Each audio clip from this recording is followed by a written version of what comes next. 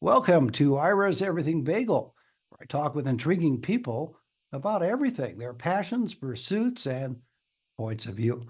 So, how does someone go from being a transplant surgeon to an author? Well, it's a fascinating story, and we'll hear about it from my guest, David Weil. He is the former director of the Center for Advanced Lung Disease and Lung and Heart Lung Transplant Program at Stanford Medical Center. He is currently the principal of the Weil Consulting Group, which focuses on improving the delivery of pulmonary ICU and transplant care. But also important, he is author of All That Really Matters.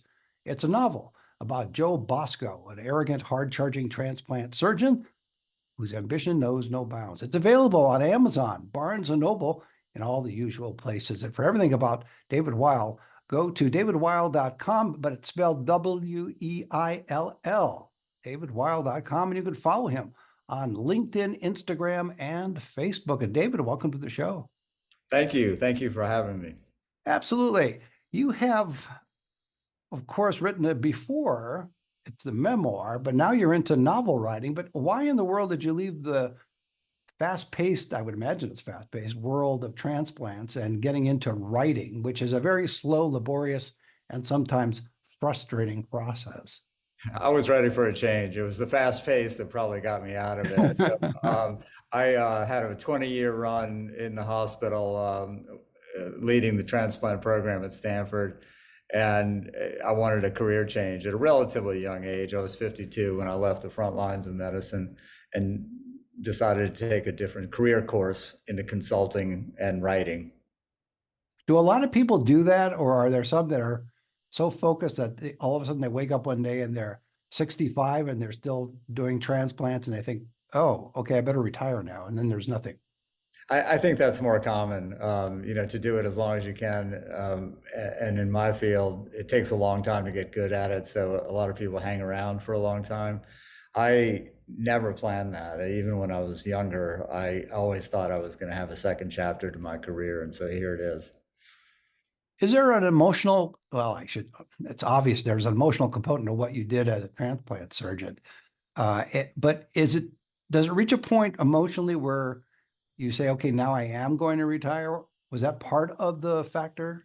That was a big decision, Ira, and I wrote about that quite a bit in my memoir, in my first book, about the emotional ups and downs. I was clearly, when I left Stanford, leaking oil, if you will. I had seen a lot of great things happen, but also some pretty devastating things. And it got to the point where it was time for me to step away and do something different. I think I did suffer from some compassion fatigue and empathy depletion, and the kind of things that you're seeing in some of the healthcare workforce that dealt with COVID. I saw it during the course of my entire career. So for me and for my family, it was time for me to step away. Is there a solution to that fatigue in that kind of a profession, which is an essential profession when you think about it, in terms Yeah, of I what and, and, and people do? I go around talking about that right now. I talk with a lot of at a lot of different medical centers to healthcare groups about how to keep the healthcare workforce healthy, because that's very important to all of us who are going to eventually be patients.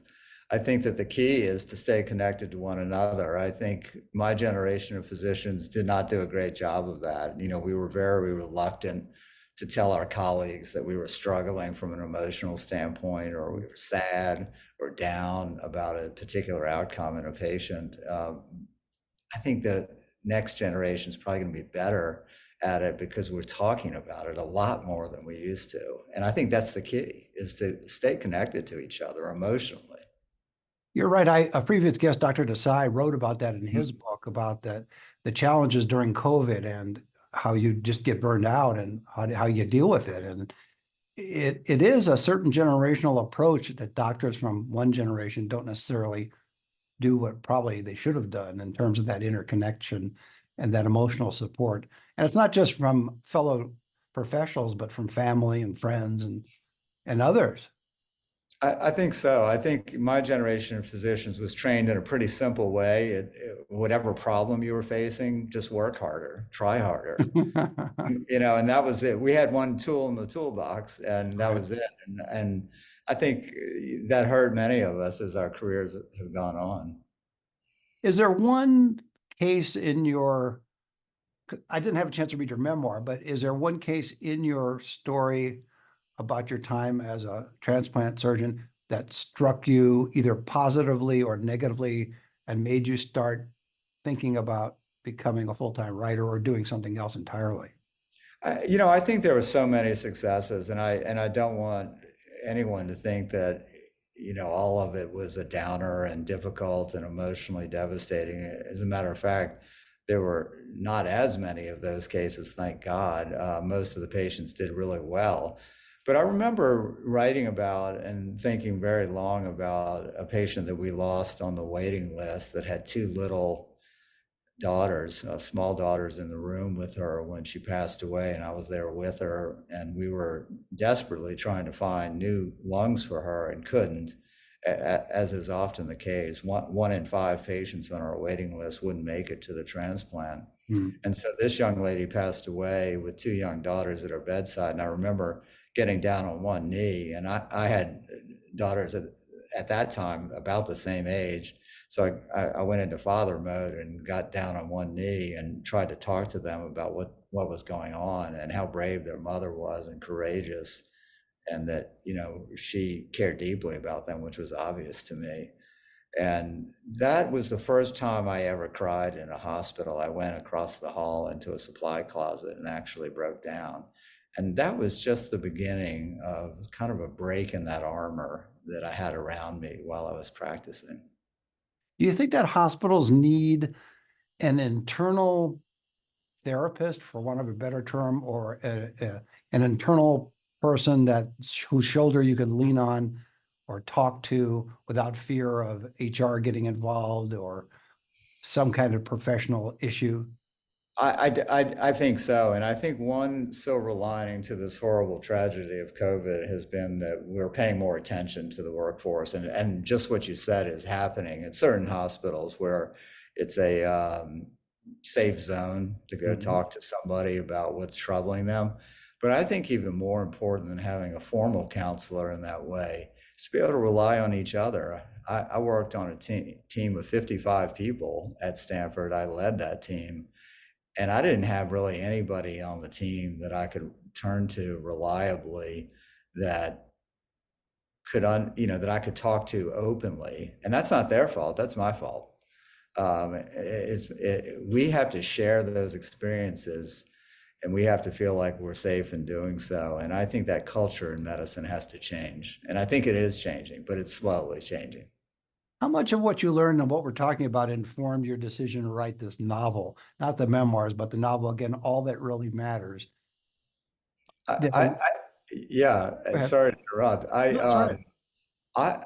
I think the reason I switched to fiction writing is I went to a certain extent in my memoir, and I opened up an artery, as they say, and really got deep into what was going on with me. But the thing that I wasn't able to do is make commentary in the same way about the hospital ecosystem and the healthcare environment in a way that I thought was fully transparent, because I didn't want to offend anybody and I didn't want institutions, calling me out for doing that. And so what I did instead is wrote a novel that really gets deep into a lot of the themes of love and loss and sacrifice and redemption and some of the ethics and morality about medicine and healthcare. And I felt liberated to do that in fiction. Whereas in my memoir, I had to stick to the facts of what really happened, and had to be careful about what I said. Sure, with fiction, you don't have to really worry about a lawsuit unless somebody totally identifies with your character. So Joe Bosco is an interesting name.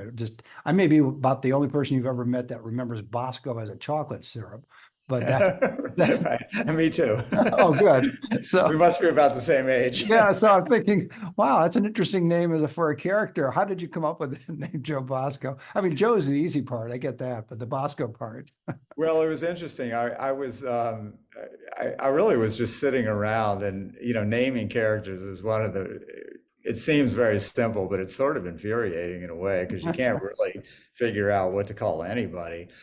Because of his heritage, his father was a Holocaust survivor. He was Jewish.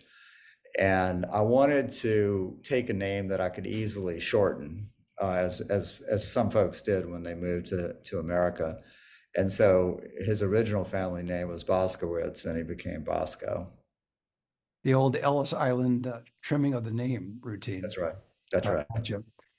When you decided to make him the main character, how much of you is invested in that character, and how much of what you would like you to be is invested in that character?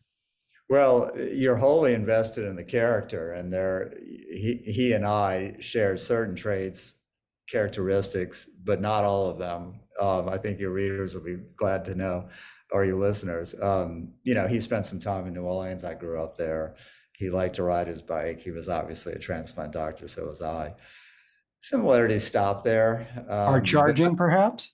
Hard charging. I've been accused of that. Yeah, type A. Okay. But I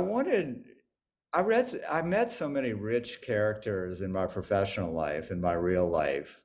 And, our field attracts some really interesting people, brilliant, driven, flawed kind of people. And in my characters in the book, not just Joe Bosco, but the other characters, I took really combinations of people that I had met along the way. And it really wasn't very difficult to develop those characters because I knew these people, I knew them really well. And so I think that, one benefit of doing the kind of work I did is you get educated from the patients. They give you all kinds of tidbits, especially as they're facing life and death, but also the people around you really educate you, because these people, I have a lot of admiration for the people that do this kind of work. It's very difficult. But at times, we all had our moments where we didn't handle the situation as well as we wanted to. How important is a sense of humor in your field? I think it's vital. I used it all the time. I used it with my colleagues. I used it with patients. I used it with myself. I made fun of myself all the time. I still do. And I think it's critical to keep your head screwed on. There's that famous dark humor that comes across sometimes in medical settings. That's separate from just having a sense of humor, but do you find that occasionally you veer into dark humor when things get a little tough? Yeah, the so-called gallows humor. Yeah, gallows humor is a better term, correct. It's alive and well. Yeah, it's alive and well in the hospital. I'm glad they don't record a lot of our conversation. But yeah, it's alive and well. But I think it's a defense mechanism. I mean, let's face it. And I think we all use what we can. Some people in the hospital have dysfunctional behaviors, too much drinking, drug use, infidelity, you name it, anger.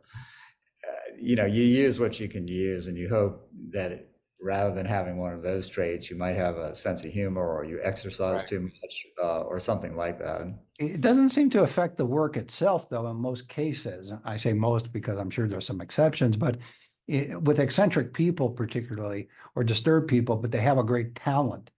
Yeah. In the medical field. Yeah. You kind of have to give them some slack and their magic. Yeah, and I see this in my consulting work. I've become kind of a psychiatrist for the transplant teams in some of my consulting work. I'm like the coach now to these teams. And one of my favorite phrases is greater tolerance for greater talent. And you see that a lot in the hospital setting. The hospital administrators give talented physicians and surgeons wide latitude because they need them. And, obviously, we see physicians and surgeons crossing the line, and that happens, but there is pretty wide latitude given. Probably the most important question I would ask you before we continue is, why is it Weill, but it's pronounced Weil? Who knows? I've had my name mispronounced every which way you can. And there's actually, my family comes from Southwest Germany, where there's actually a village with my last name. I mean, 600 years in this little part of Germany with my last name. So I think there was a lot of us running around back then. Well, that's why I asked you before we started our conversation. I'll let the audience know that I saw your name and I thought, is it Weill? And you said, no, it's Weil. I said, okay, I'm glad I asked, because I would have stepped in it otherwise, and that would have been good. One other offbeat question, then we'll get back to the novel. But when you mentioned about operating on patients and they're not recorded when you're in the operating room, but I've heard that some patients under anesthesia can still hear or remember conversations. So don't doctors have to be, and nurses to some extent, be careful what they're saying while they're performing some sort of procedure? Yeah, very much so. And I think Grey's Anatomy and other programs have overstated really what's said. I think there's not really a lot of things that patients would take issue with. I don't think a lot of things are said. More commonly, to be honest with you, it's what are you going to do for lunch, or Yeah, uh, right. that kind of thing, Right. or Having talking nothing to about do with the patient, but it's a nothing. good Yeah, question, right? yeah. I mean, how far did you ride your bike today? That kind Right. of thing. As you're performing your grisly work that's essential for the life of the patient and blood Yeah. is spurting out everywhere, but you're, hey, yeah, what do you have for lunch? Or what are you going to have for lunch? Yeah, no, I could Yeah. see that. So when you wrote All That Really Matters and you created this character, Joe Bosco, did you run the character by either colleagues or family to get a sense that you were on the right track and that you weren't necessarily putting too much of your own perception in there that didn't comport with some reality? I did. I really didn't do that, but I can assure you that this character is very close to a lot of people I worked with. And I don't think that the people in the field, the medical field that read this are going to say, this never happens. So this can't happen. Right. I've never seen anything like this. As a matter of fact, I think everything in the book either did happen or could happen. And more commonly did happen. But did you eventually show it to family members or colleagues just to get a read and get their sense of it once you finished it? I did. I have the advantage that my wife is a nurse, and so and Mhm. an ICU nurse and a transplant ICU nurse at that. And I She's in did show that it. world. Yeah. Yep, I did. I did show it to her and said, "Is any of this out of bounds?" And she said, "Nope." Oh, she's right on the mark. That's pretty good. So I have this great idea for you as a marketing tool. As people are being operated on, you're in there doing book signings. What do you think about that? That is novel. That's very novel. No pun intended. Yeah, it would distract them from, again, instead of saying, what did you have for lunch? Or, how much did you ride on your bike? Oh, look I can see David here and get a book signed There you go. There in you go. between stitching up and stuff. I I'll have. think about that. Yeah, it's a little dark humor or gallows humor, Yeah. I guess, in that sense. What a couple of things or three things or several things that you want people to take away from reading the novel as opposed to your memoir? Because the memoir, which is fascinating too, but the novel is, as you say, gives you much more freedom to get into detail without worrying about stepping on somebody's Yeah. feelings or getting sued or whatever it happens to be. I think one thing about the novel, everybody likes love story, and the character grows. He loses some things, he sacrifices, he does look for redemption. I think we all do. But in titling the book, I was trying to figure out what captures the whole thing, and that's hard to do. I'm not very good at titling books at all. Um, but I think this title actually captures it all. I think this guy and all of us are looking for all that really matters, because we have tons of ways to distract us from the things that really matter. And as a matter of fact, the title actually emanated from a question that I had of every transplant recipient that came to see me. And as a way to get them to talk, I would ask them, where'd you grow up? What did you do for a living? That kind of thing. But I also asked them, what would you do if today was your last day? And in doing that, I wasn't looking for any specific answer, but I was trying to figure out what really mattered to them, why they wanted to get a transplant. I knew they wanted to get one because they were talking to me. But why do you want one? Why do you want to keep on living? What would you do? And I think that's the central theme of the book, is trying to figure out, and sometimes it takes a while, what's the most important thing to us. Did you ever get the reaction from asking that question of shock or depression or excitement? Because I think it's an interesting question. It's a very profound question, and it challenges people because there may be people who want to transplant, but who have never thought about what really matters. And that may just come as a thunderbolt question. Did you ever get that reaction from them? They weren't anticipating that kind of a question? I did. I think, when you go to see a doctor, you expect a bunch of medical questions and, trying to get data and facts. And I think some people were a little bit surprised by the question, a little bit taken back, and some people would pause. But I think most people really hit it right on the head. I mean, I didn't have one person tell me, I wish I had worked a little bit more. I didn't have Right. one person, this is 10,000 patients. I didn't have one person tell me they wish they had made more money or they'd been more successful in life. I had a lot of people talk about the people around them, the relationships that they had with their family and friends, their charities. Had a lot of people talk about their faith, which I'm, interested in as well, because I think the spirituality is what propels a lot of us forward. And I think that it is interesting to hear people when they're facing life and death talk about the things that really do matter. And if you spend your last day a certain way, why not spend the last year, or the last 10, or the last 20 that way? That's an excellent thought. I'm wondering whether some people will think of that. And you mentioned the spiritual side of it, that there were probably some religious patients that while they desired a transplant were not okay, but comfortable with facing death if they weren't able to get a transplant, and others who may not be spiritual or religious that were terrified because they didn't have any faith to support them. But did that I happen? think I think both were true. I saw both happen, and it actually made me think about my own faith. As a matter of fact, my third book's going to be about religious identity, and so I'm studying that topic quite a bit right now.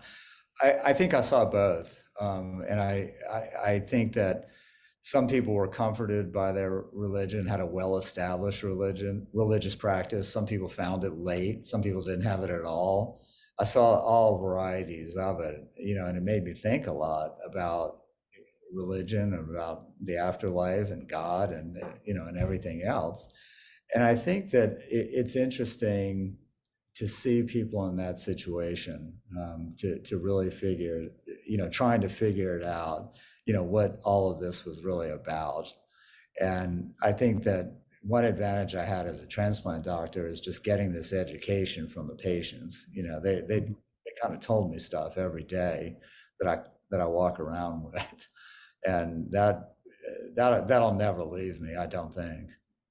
How important is it, to put it on the other side, how important is it for the physician to have a spiritual or religious basis, in that they're dealing with, and one of the reasons you left, you reach a point where there's burnout, you're dealing with so much emotion and tragedy and success, obviously, too. But how important is it for spirituality for the doctor who's involved with patients and can somehow express that without interfering with the patient's own spiritual needs? In my experience, most physicians are not particularly religious, and many don't believe in God and are agnostic. And my father was as well. He was a physician. He was very intellectual. Was clearly agnostic. He used to, I think it was Karl Marx who said that religion was the opioid of the masses, and I think he subscribed to that. And I think Well, most of no, the it's actually the opiate of the masses. opioid of the masses. What did I Oh, say? opiate of the masses. Opiate, not opioid. Right. Opiate.